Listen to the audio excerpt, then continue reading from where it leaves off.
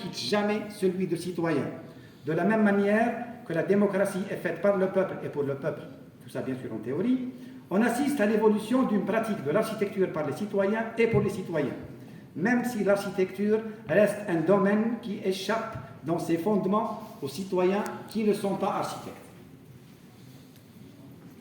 L'architecture devient donc citoyenne lorsqu'elle transmet les valeurs fondamentales de la démocratie, qu'elle devient le média, le support ou le lieu d'activité qui permettent à chacun de s'épanouir, d'apprendre, de transmettre et donc de gagner du pouvoir. L'architecture citoyenne est porteuse de valeurs qui se trouvent en dehors des termes de référence du marché économique, celle d'une justice sociale, environnementale et éthique.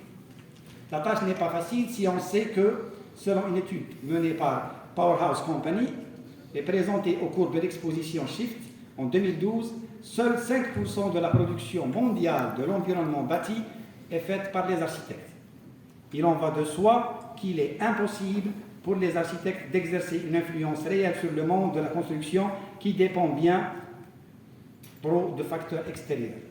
Donc après cette présentation, et en étant convaincus du rôle que l'architecte a, nous, architectes, on s'est engagés dans un projet social que va présenter mon ami Faisal tout à l'heure, enfin tout de suite. Mais ce projet, en réalité, c'est l'aboutissement d'à peu près 10 années de travail. Donc on a commencé des campagnes de sensibilisation sur l'accessibilité de l'espace public. On a fait ça avec la direction de la jeunesse et des sports, la direction des affaires religieuses. On a organisé plusieurs événements sur le sujet. Et pour finalement intégrer un collectif d'associations locales qui est porteur de ce projet qu'on a exposé. D'ailleurs, je laisse la parole, qu'on a exposé devant